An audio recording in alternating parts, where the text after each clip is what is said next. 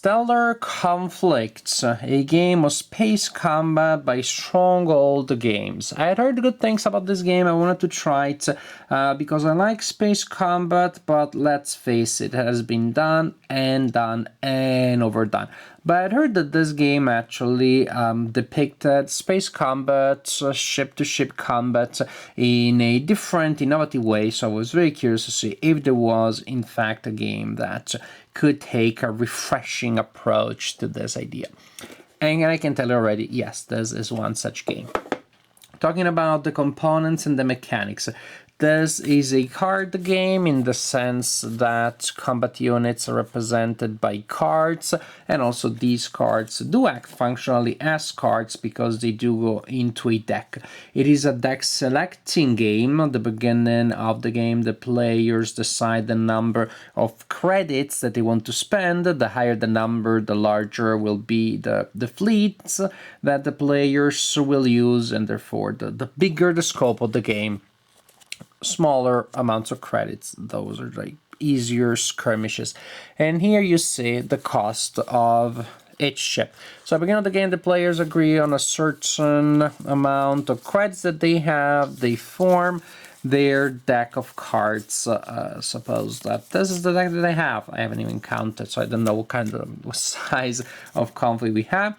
So they purchase some cards, then on top of their deck they will place a special card, which is the cargo ship, and at the bottom they will place another special card, which is the flagship, which is a big badass ship. And the same for the opponent, that also creates a deck like that. This is also a miniature game, not in the sense, as it is incorrectly said, sometimes the miniature games must have miniatures. I know that it's a misnomer, but in wargaming, when we talk about miniature games, we mean games that are played in natural continuous space, not on an artificially divided grid, not in a space divided in discrete segments. You just play it on a surface. So players also agree on the size of the play surface that they will use. Then players agree on one of two ways of playing the game. The way I introduce the game to new players is this is a game that takes exactly a minute to play in most cases, unless you play a variant which is faster.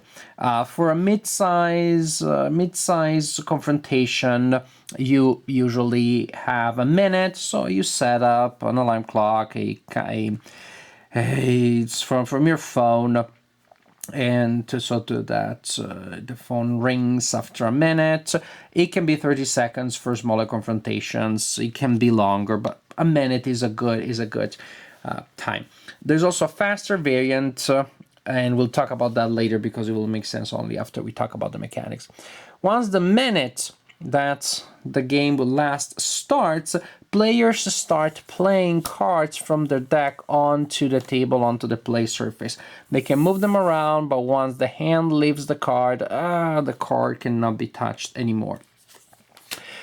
And they simply continue like this, positioning their ships around the board without touching previous cards. You do not want overlappings. And now I'm like alternating them, but players will be acting at the same time. So you may have a player that plays a lot of cards. You may have a player that buys their time a little bit, but remember, there isn't much time to start with. So at the end, the board, or I should say the play surface, may look a little bit like the one that you see here.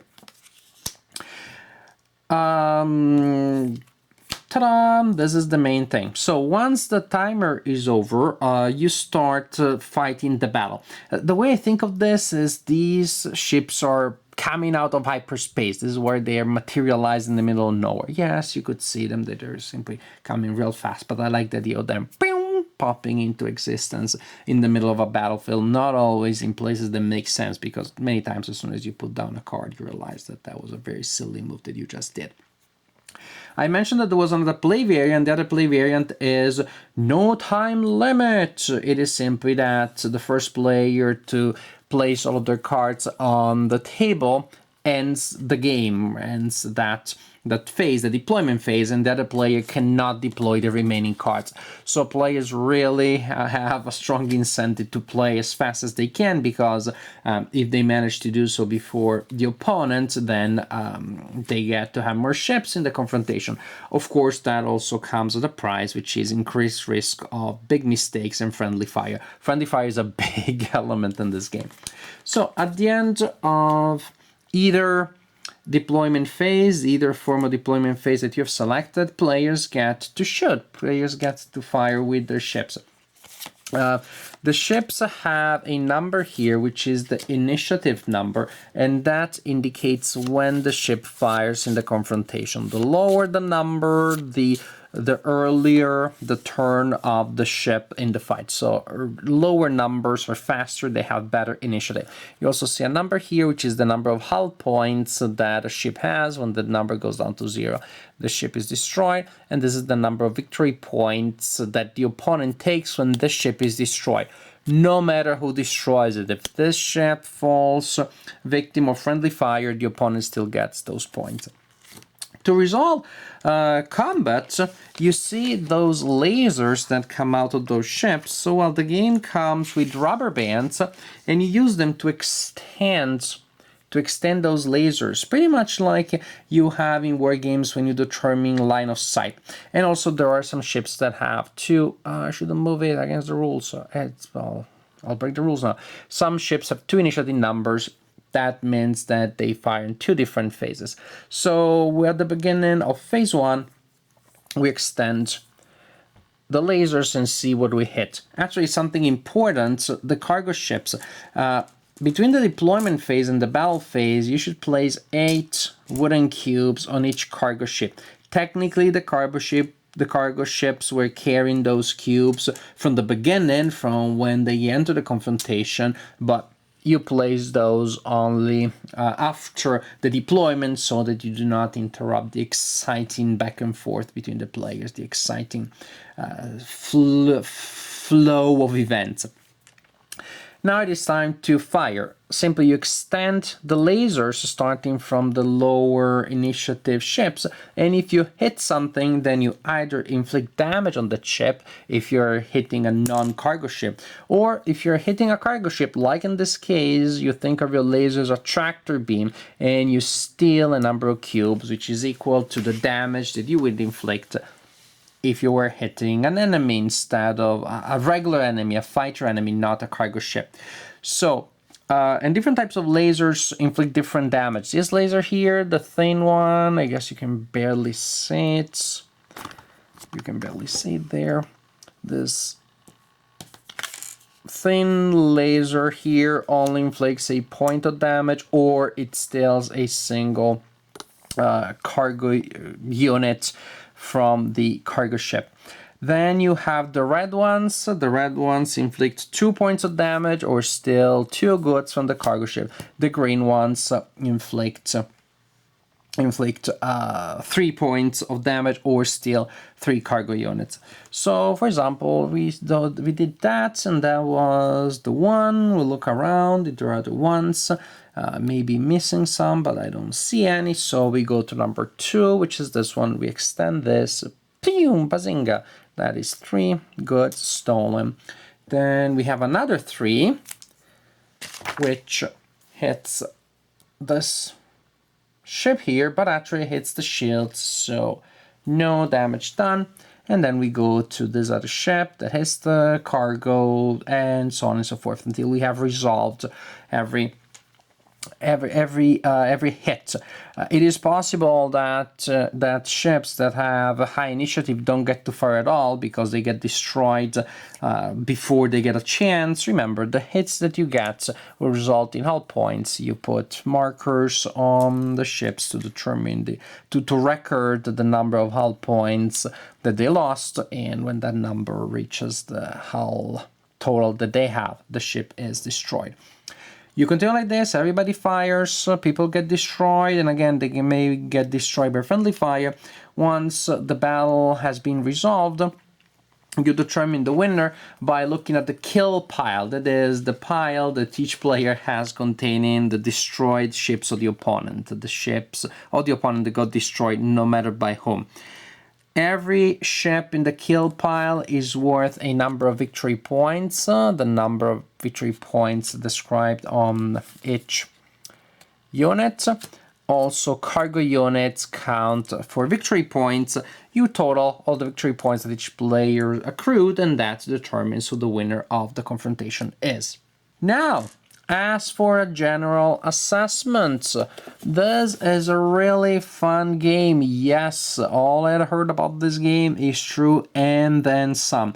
This is a refreshing, innovative game that feels like no other. There are several games that have simultaneous deployment, simultaneous actions. It just so happens that I played another one by Stronghold Games recently that had the simultaneous selection of actions. That one is Pirate Tunes, which I enjoy very much. This one is different. It is fast and unique. When I tell friends it lasts a minute, then I also feel guilty and I tell them, well, there's a catch, scoring may take quite a while, may take some 10 minutes. But in truth, that also is misleading. I say it because it's funny to say it. A minute to play it and then much longer and then 10 minutes to score. But in truth, scoring, well, technically that's all that there is, because during the battle phase there are no decisions that you can make anymore. Well, technically scoring, it still feels like gameplay, still feels like action, because you're excited to see what the ships are doing. There are cheers and laughters when your best placed ships did nothing but obliterate your own other ships. It is really fun to see how the battle evolves, to see whether or not some of your best ships will get to fire at all, because of course the biggest ships are also the one with the worst initiative.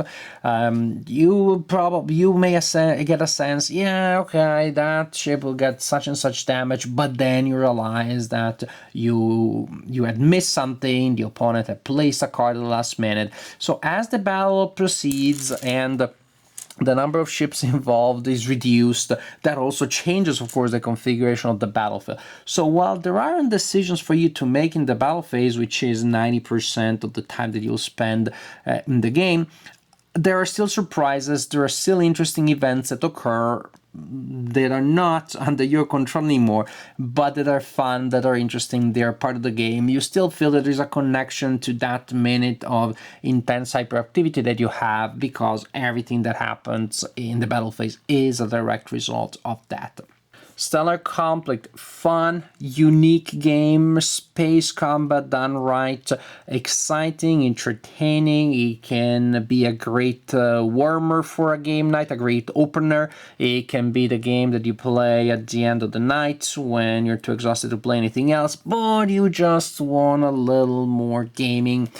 In that case, you will not go for too complex a strategy. You'll just throw the cards there and see what happens. Speaking of throwing, actually I am fantasizing about creating a dexterity version, playing it as a dexterity variant where you just throw the cards on the table like in Maximum Throwdown by AEG Games and see what happens. Then there will be clearly a lot of randomness involved, but it may still be fun.